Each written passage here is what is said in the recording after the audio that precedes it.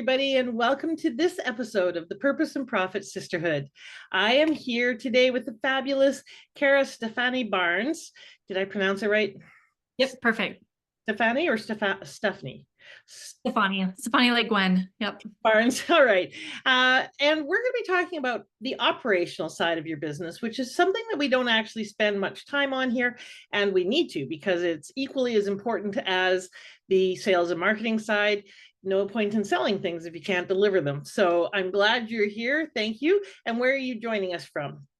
I am currently in Boise, Idaho. Oh, okay. Awesome. I've driven through Boise many times on my way somewhere warm and in the south. Oh yeah. Coming from Calgary, Alberta. So heading Okay. to Phoenix or across to Florida. All right. So let me tell you a little bit about Cara.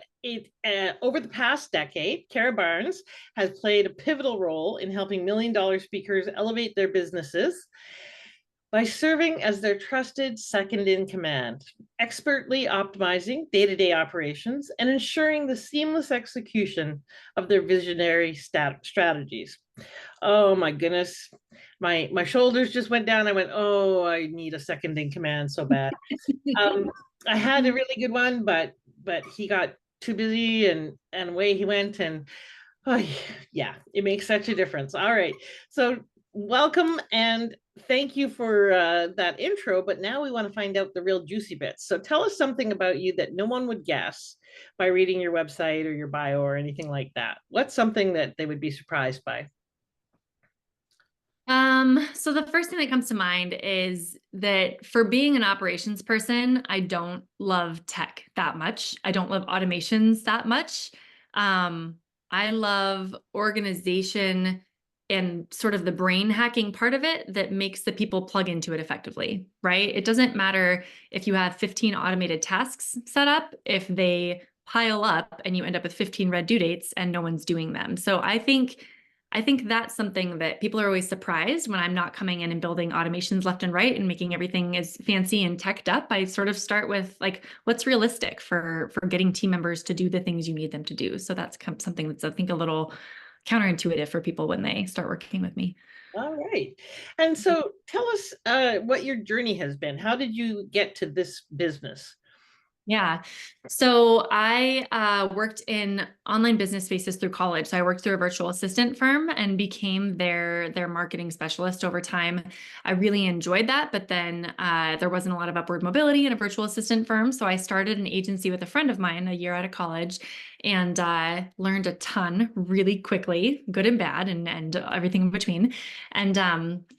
And what I found was that I didn't actually enjoy the marketing so much. I enjoy the operations around it. Marketing requires a lot of structure and a lot of clarity. How do we do the same thing over and over again and then make it even better and have it be consistent, plug someone else into that system? There's a lot of that in marketing. So we had that agency for 3 or 4 years or so. And then my partnership with my co-founder fell apart and it was kind of a nasty breakup and I got locked out of all the company accounts very abruptly and it was really painful.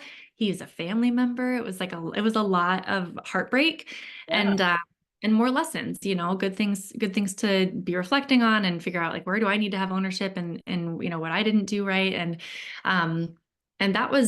that experience really set me on a path to figure out how to make sure that people have effective visionary integrator relationships. And so when you ask kind of where did I come from? How did I get into this work?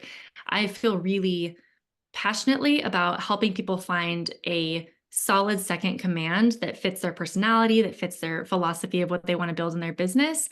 And then I think the other flavor that I bring into the mix is that I really want people to be able to be their authentic selves in their business. That sounds kind of buzzword cliche, but I think there's something interesting there about helping someone be, again, realistic about how their brain works, how they want to show up in their business, what they like doing, what they're drawn to do, what motivates them, and balancing that with good business practice, right? So instead of saying, you got to stop having so many ideas and you're throwing your team all over the place. How do we take all the good parts that you bring to the table and plug it into a business that will work around you so that we get the good parts of you without watering it down so you can be a good little business person. So I like those two things, really letting people be authentic and real. Let's build a business around you. And then fit in that second command piece that I think is really hard to find. You mentioned, all the things that have to fall into place to make that relationship work. It's a lot of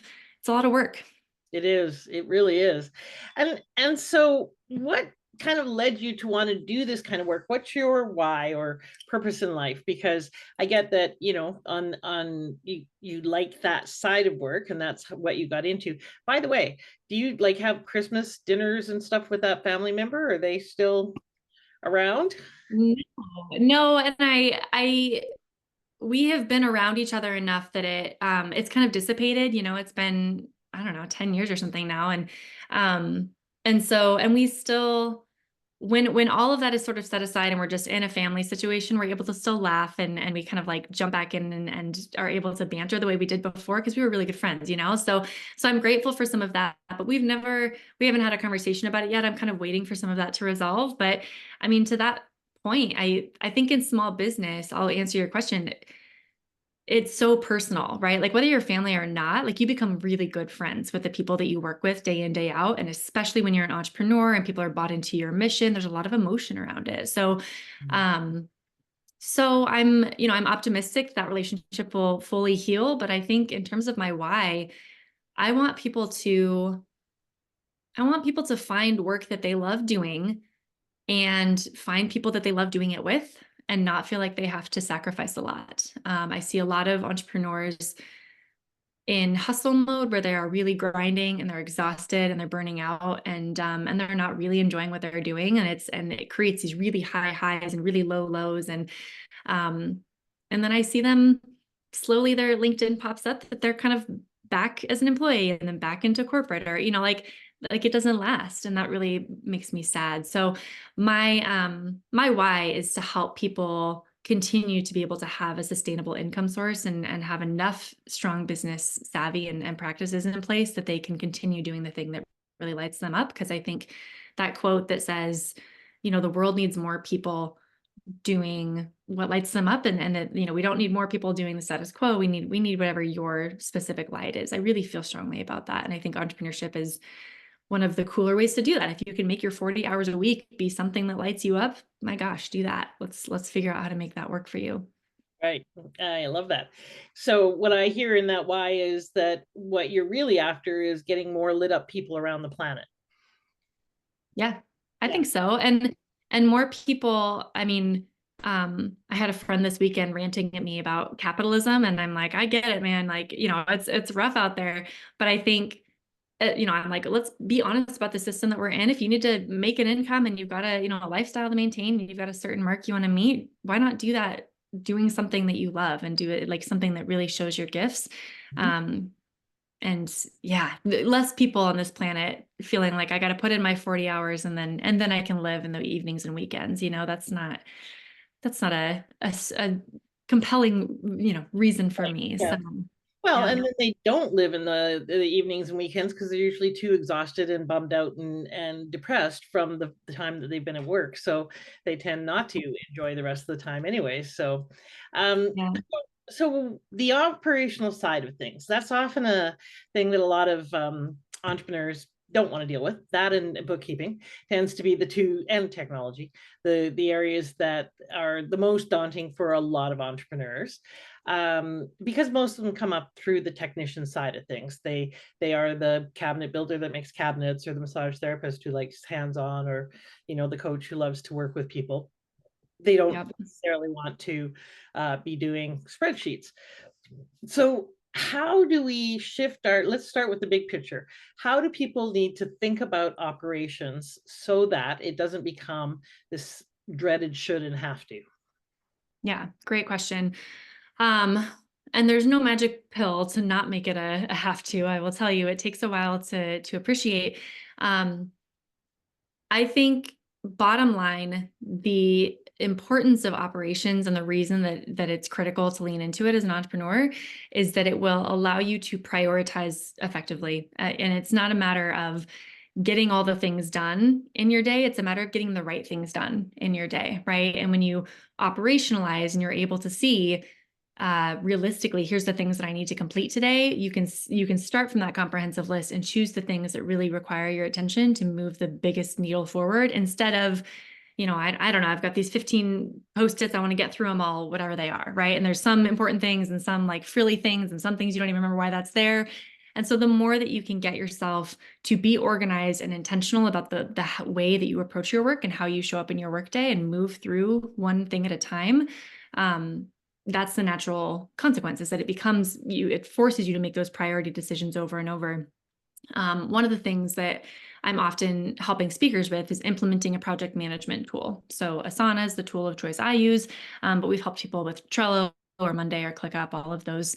And someone said to me recently, she said, I feel like all I do now is move my due dates around. She's like, am I doing this right? I don't feel like I'm saving time yet. When do I start saving time? And I said, well, I hear you. And also the fact that you are moving due dates around all the time means that you're prioritizing in a way that you probably never have before. And it takes some getting used to. It can be, to be honest, it can be less satisfying at first. You kind of have to grit through and get used to being honest with yourself about what's the best use of my time and how do I stay committed to it and disciplined, because it's a lot of not very sexy little tedious things that you got to do day in, day out. So, I think that that's one of the things that I see that start to motivate people, like, wow, I really was able to achieve these things in a quarter that I have been working on for years. And I've never just like put the last little touch on it. We really got through it. So in some ways you have to get away from the quick wins. Like, if, instead of your goal being to clear your email for that day, your goal becomes, did I really meet this mark for this quarterly goal that I had set for myself to really move my business forward, to really stay focused and narrow on what I'm achieving? So I know that's a little theoretical, but I'll say, I think I really love helping people understand, how do I take the bigger picture of operationalizing and getting clear on some quarterly goals and then get it down to my day-to-day, And so some of that includes a project management tool, like I'll say, and then some of it includes like a dashboard of what do I need to do in the next week to move the needle towards that big quarterly goal. So, so that's sort of how I approach operations in businesses, helping them get clear on big picture, where are we headed, so that we can make sure the day-to-day matches those efforts. Does that answer your question? Yes. Ish, Yeah. yeah. Well, it's a big question, so there's a lot of different aspects to it. So yes, absolutely. So you mentioned visionaries and integrators, which is language from that I heard in Rocket Fuel, the book Rocket Fuel. Is that what you were kind of referencing? And it sounds like you're really talking about, when you're talking about a number one and a number two, often businesses are started by visionaries who suck at implementation, consistency, Yeah. and operations and systems, and so Yeah. forth. I am one of those people. However, I have learned to be a number two and have been a number two a number of years. So therefore I've learned the pieces of integration and creating systems and so forth. But my favorite thing is to create systems for other people and not have to use them myself, being the quintessential visionary. So how do people know which one they are? How do they know the visionary or the integrator? Yep, love it. So there's actually a tool online that's the quick, easy answer, is that there's if you Google rocket fuel crystallizer, there's an assessment that comes up that will give you an integrator and visionary score. And that can kind of, if you really aren't sure and you might be a little bit of both, you can go try that out, and it's an excellent tool.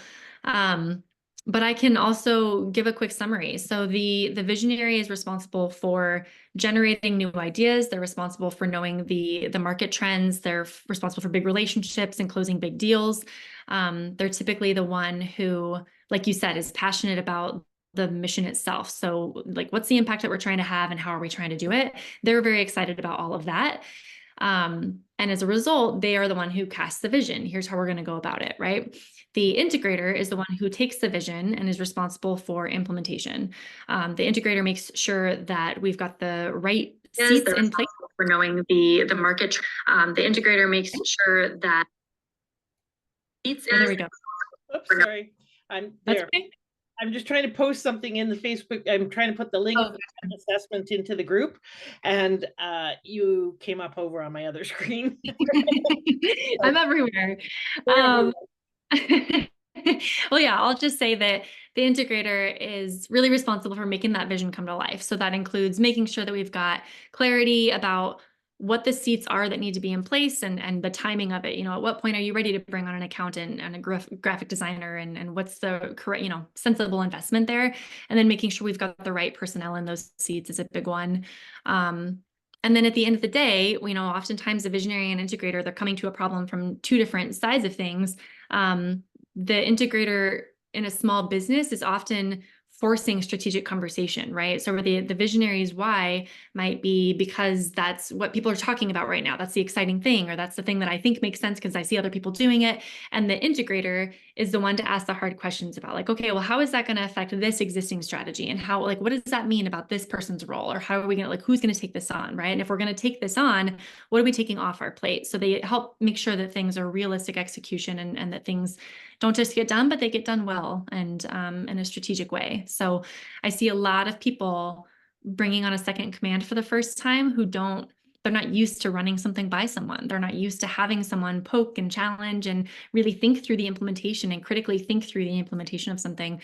And that takes some getting used to. So I'll say, quick plug, that's kind of what my services are about, are helping people with that transition away from solopreneur hustle thinking to, okay, I got to function a little bit more as a team now. I have to function as a small business now, and really be more strategic, and because it affects someone else, and someone else is going to be there watching to see, am I honoring the things I'm committed to? So So, so how do people pick a good second in command? If they are, so I'm assuming that you're advocating that if you're the visionary, get an integrator. If you're an integrator, you may need a visionary to kind of pull in the big picture perspective and help build that. In the E-Myth, he talks about the three legs of the stool: the operational person, the technician, the person who does the work, and the visionary. And I think that makes a lot of sense, because one or the other has to be the deliverer of the product. So whether it's E-Myth or Rocket Fuel that you're looking at and listening to, you still need to figure out how to get all of those different roles handled. How do you find a good opposite? That, because one of the challenges is they're an opposite. They're not like us, and we tend to like people who are like us. And so how do you find a good number two? yeah.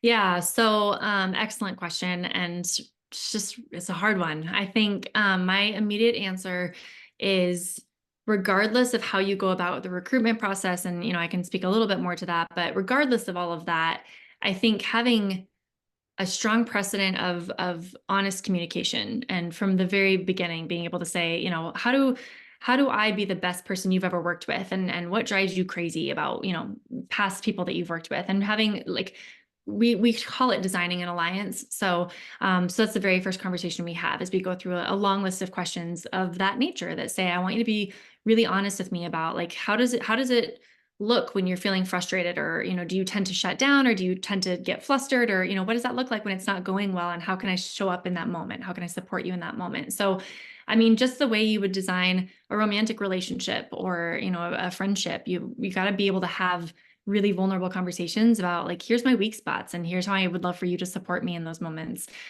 So that's a big one. I think when it comes to recruitment, I can speak a little bit to that, like, in my agency, I'm often pairing people with that second command, for their business. And we do a couple of things. We'll have folks take that crystallizer assessment.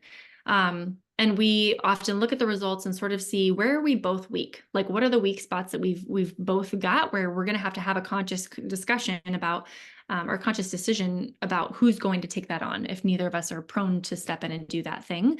So there's so many assessment tools out there. Having a little bit of time and energy at the beginning of the relationship to say, let's figure out what our strengths really are. How do we complement each other, and what roadblocks are we likely to come up against, so that it's not a surprise, right? Like, sort of embracing that, like, if this is going well, we're going to have some bumpy points. That's a good sign. That means we're both being honest and showing up and trying to advocate for the business. So knowing all of that, discussing it. I mean, I think just the fact you've read Rocket Fuel is huge, and sort of arming yourself with some information about what to expect, I think, allows you to not be quite so emotionally loaded when those things are actually playing out. So let's talk briefly about, and by the way, I love the phrase designing an alliance. I think that's a brilliant way to frame that. So Pamela just asked, as a solopreneur, I assume that I am all of the roles for now.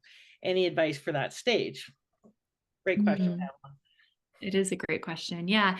Um, Yeah. So, I mean, I think I've seen people in a solopreneur position who didn't even necessarily want to take on a second command, read some of this literature and do some research about what would I want from the second command, literally so they can be more mindful about what hat they're wearing, which I thought was an interesting exercise, right? And sort of giving themselves permission to say, okay, if I brainstorm in a different part of my brain than I'm analyzing ideas on, how do I make sure that I'm picking one hat at a time? And maybe I go to a conference with my visionary hat on, and I'm just there to learn and absorb and get excited about relationships and ideas in the market. And then when I come back, I'm going to sit down and open up a spreadsheet and put on my integrator hat and keep myself from going down a rabbit hole of a fun research project. I'm going to stay narrow. Which of those 17 ideas that I came back from the conference with, which one do I want to implement, and what's that going to look like? And be intentional and disciplined about keeping the correct hat on at a time. Same with, and I guess part of the reason the literature I think is helpful is because it also helps you notice when you're naturally falling into one of those roles, right? So for visionaries, one of the things that they will do is called, visionary whiplash, where they might come back from a conference. It's a good example. And they come back with ideas and their team is going, oh my gosh, we're throwing everything out and we're starting over and we're doing, so noticing your own tendencies, you kind of gives you some language and some framework to be able to say, oh, I'm being a little bit of a visionary. Let me check in and see if that's the right thing right now. Like, is now the right time for this conversation, or is it, the right time to introduce this? So yeah, that's my 2 cents for the solopreneurs. I think that's awesome. And Pamela said one hat at a time. Brilliant. And really part of what you can actually do, right? Take that to the extreme and play the role. So imagine you are someone that that is the type of integrator that you would want to be, or the type of visionary you would want to be. And imagine having a conversation with them, have the conversation on paper, have that other persona outside of you, so that you can engage with it as well. And let's talk a little bit about recruitment briefly, because we got to wrap up soon. But one of the big challenges is a lot of people hire a team or hire a VA or hire some subcontractors. And I call it, and I've done this numerous times, which is abdicate versus delegate. And hire people for specific skills rather than for the role. So can you speak to either of those? Yeah, absolutely. So I'll say, I'll give you some considerations, and if you want me to more narrowly answer your question, you poke at me. But I think one of the conversations I'm having with folks a lot is, do you need a project manager who's coming in to execute and manage execution? Do you need a strategic partner who's coming in to poke and challenge? And are you ready for that level of support in your business? Or do you need someone to execute well? And it's a matter of, quality execution.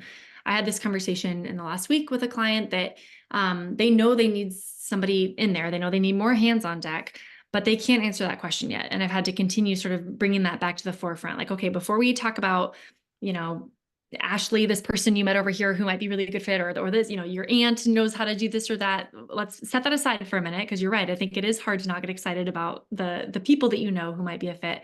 First, define that seat. What do we really need from this role? And then be able to speak to that for that person so that they know what to expect, right? You don't want to pay someone for strategic thinking if you're really just going to be bossing them around and not really wanting their input and asking them to just execute. I don't really want, I'm not looking for more inputs. And that's fair. You might just need someone to execute. If you know that your business is at a level where you need that strategic partner, then you're going to need to expect to pay a little bit more, right? Be realistic with yourself about what you're asking for in that role. I see that as a common problem, that virtual assistants are often asked to be business managers. And so being aware of, am I asking this person to execute, or am I asking them to manage a project? And know that those are completely different skills. And maybe even with the hats again, maybe ask them to be mindful of what, help them hold you accountable. What hat am I asking you to wear? And if I'm asking too much of you, please let me know, because it's better to invite that conversation than have somebody quietly quit on you because they're overwhelmed, or they're asking, they're spread in too many directions and they're not being effective. So let me pause for a second and see if I think that's great information, and it's very true that a lot of times people will put people in a position, and because they might be competent or they show some skills in that area, start to expect more of them and ask more of them than may be possible. And conversely, I've hired OBMs, online business managers, expecting them to be a strategic sounding board and to manage team and so forth, only to have them not pick up the mantle because they were intimidated or didn't feel like comfortable to step into that role.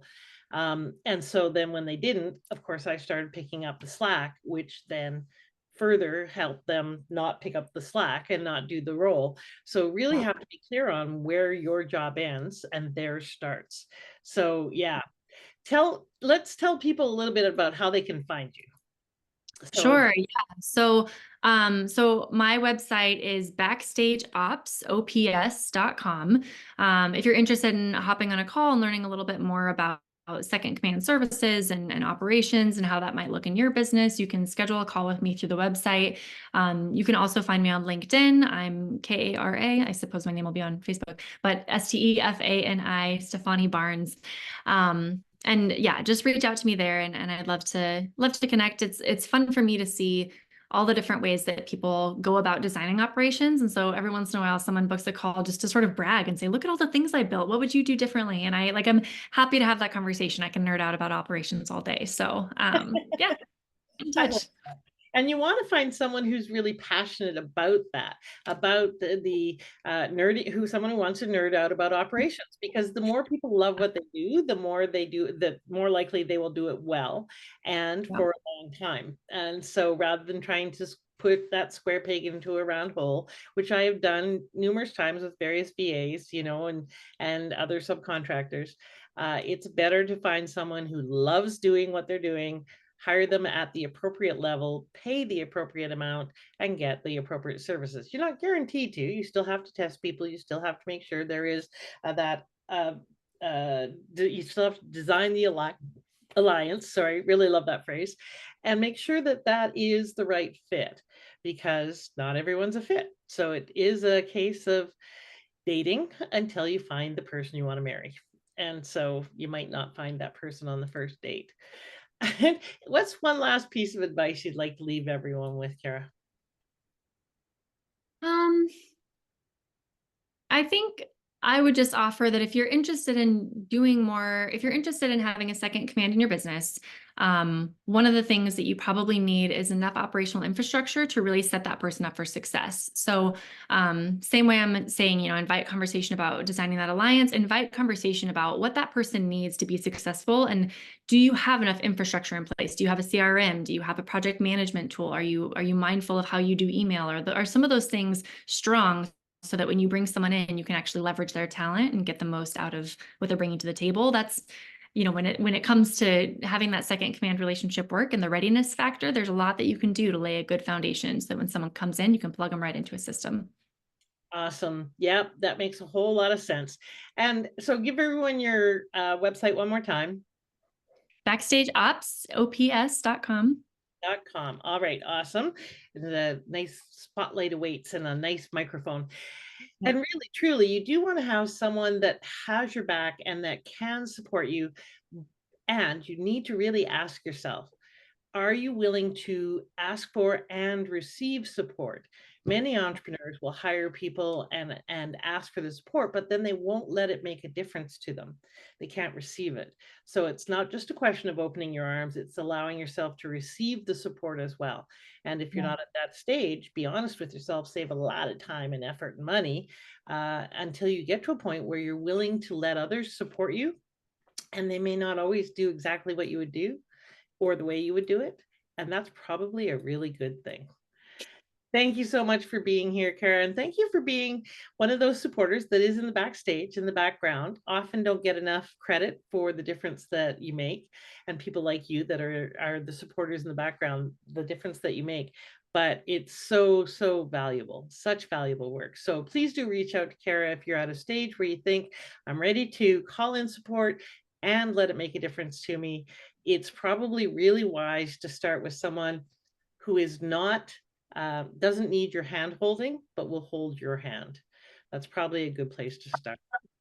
Well Awesome. said. Thank you for being here, Kara. Have a wonderful day and a bodacious week, everyone. And go and apply at least one thing that you heard here. If you reach out to Kara and book a call with her. And if you are looking for team members, I wrote a little ebook on some of the mistakes that people make when they're looking for team members. I'm going to put that ebook into the chat and into our show notes so that you can grab it for free. So please do and go and grab that, because I have spent a lot of time, money, and effort on building team and done a lot of things wrong. So I teach you all the things not to do, which will help you, because then hopefully more of the things you do will be the things that do work. So thank you for being here. Thank you for sharing your wisdom and your passion, and have a bodacious week, everybody. Bye-bye.